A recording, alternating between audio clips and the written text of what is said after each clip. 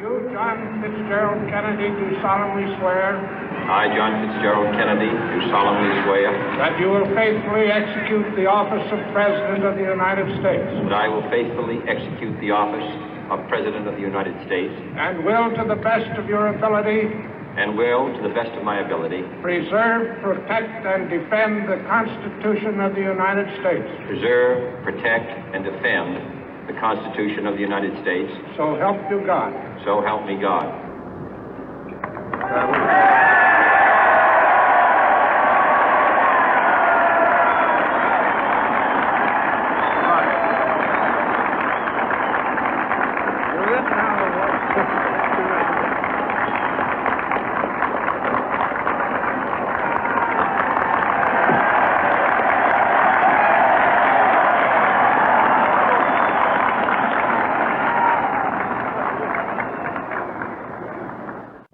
Vice President Johnson, Mr. Speaker, Mr. Chief Justice, President Eisenhower, Vice President Nixon, President Truman, Reverend clergy, fellow citizens. We observe today not a victory of party, but a celebration of freedom, symbolizing an end as well as a beginning, signifying renewal as well as change. For I have sworn before you and Almighty God the same solemn oath our forebears prescribed nearly a century and 3/4 ago. The world is very different now, for man holds in his mortal hands the power to abolish all forms of human poverty and all forms of human life. And yet the same revolutionary beliefs for which our forebears fought are still at issue around the globe. The belief that the rights of man come not from the generosity of the state, but from the hand of God. We dare not forget today that we are the heirs of that first revolution.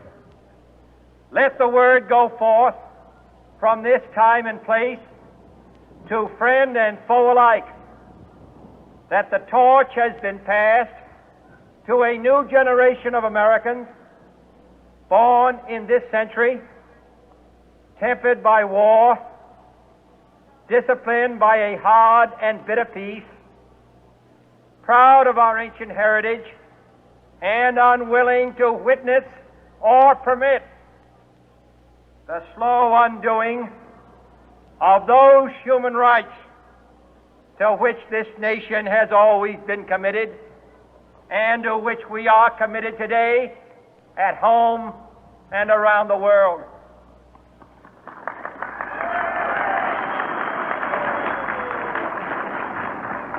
Let every nation know, whether it wishes us well or ill, that we shall pay any price, bear any burden, meet any hardship, support any friend, oppose any foe to assure the survival and the success of liberty.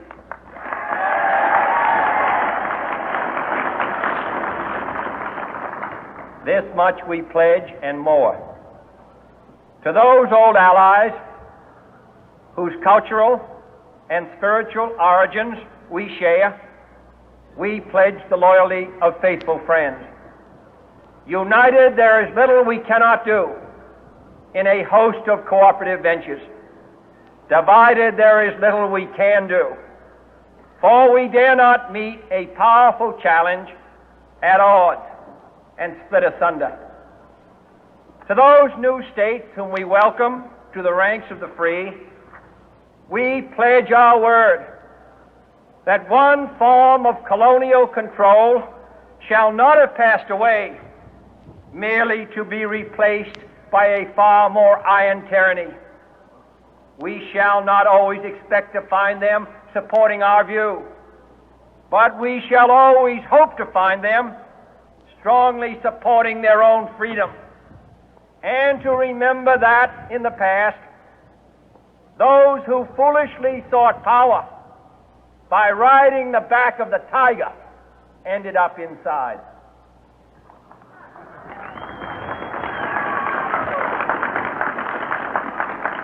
To those people in the huts and villages of half the globe struggling to break the bonds of mass misery, we pledge our best efforts to help them help themselves for whatever period is required, not because the communists may be doing it, not because we seek their votes, but because it is right.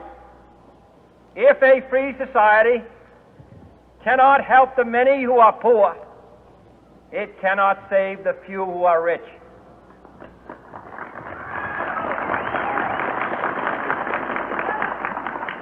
To our sister republics south of our border, we offer a special pledge to convert our good words into good deeds, in a new alliance for progress, to assist free men and free governments in casting off the chains of poverty. But this peaceful revolution of hope cannot become the prey of hostile powers. Let all our neighbors know that we shall join with them to oppose aggression or subversion anywhere in the Americas. And let every other power know that this hemisphere intends to remain the master of its own house.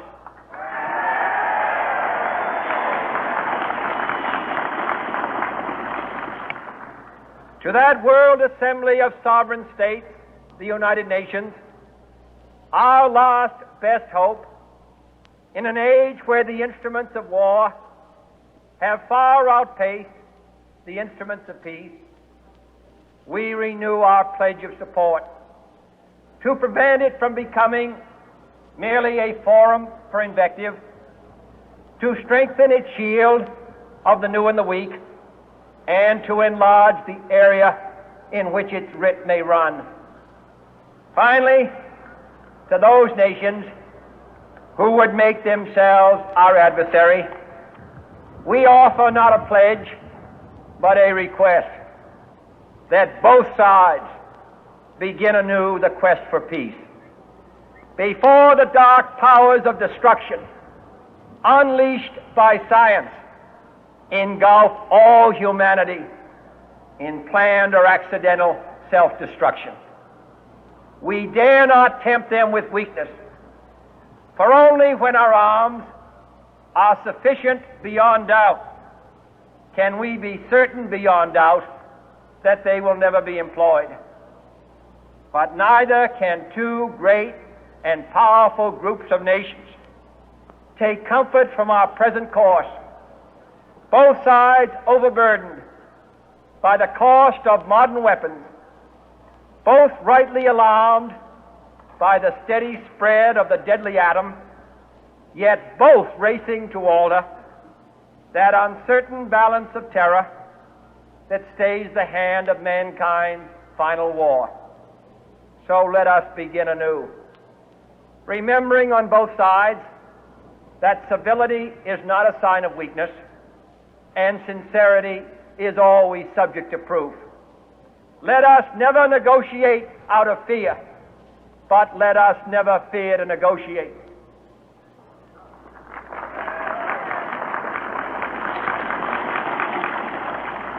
Let both sides explore what problems unite us, instead of belaboring those problems which divide us.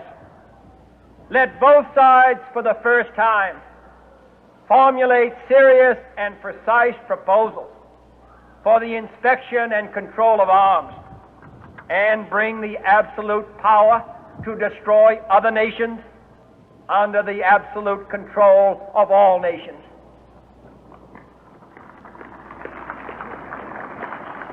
Let both sides seek to invoke the wonders of science instead of its terrors. Together, let us explore the stars, conquer the deserts, eradicate disease, tap the ocean depth, and encourage the arts and commerce. Let both sides unite to heed in all corners of the earth the command of Isaiah to undo the heavy burden and let the oppressed go free. And if a beachhead of cooperation may push back the jungle of suspicion, let both sides join in creating a new endeavor, not a new balance of power, but a new world of law, where the strong are just and the weak secure and the peace preserved. All this will not be finished in the first 100 days, nor will it be finished in the first 1,000 days, nor in the life of this administration, nor even perhaps in our lifetime on this planet. But let us begin.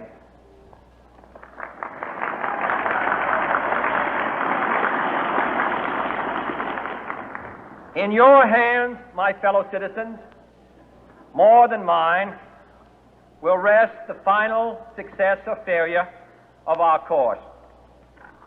Since this country was founded, each generation of Americans has been summoned to give testimony to its national loyalty. The graves of young Americans who answered the call to service surround the globe. Now the trumpet summons us again, not as a call to bear arms, though arms we need, not as a call to battle, though in battle we are, but a call to bear the burden of a long twilight struggle, year in and year out, rejoicing in hope, patient in tribulation, a struggle against the common enemies of man, tyranny, poverty, disease, and war itself. Can we forge against these enemies a grand and global alliance, north and south, east and west, that can assure a more fruitful life for all mankind? Will you join in that historic effort?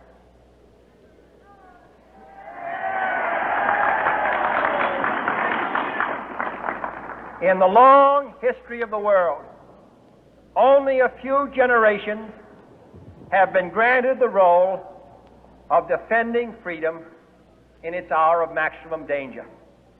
I do not shrink from this responsibility. I welcome it.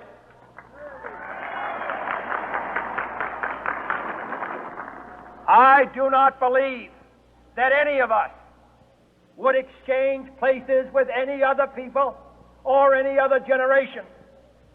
The energy, the faith, the devotion which we bring to this endeavor will light our country and all who serve it.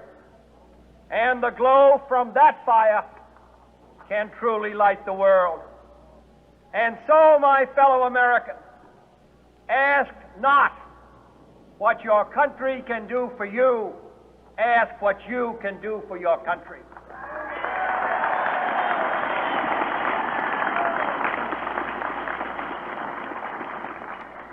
My fellow citizens of the world, ask not what America will do for you, but what together we can do for the freedom of man.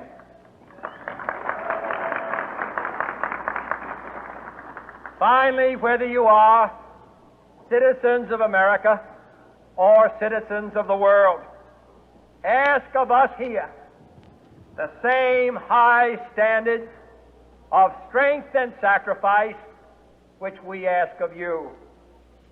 With a good conscience, our only sure reward, with history the final judge of our deeds, let us go forth to lead the land we love, asking His blessing and His help, but knowing that here on earth, God's work must truly be our own.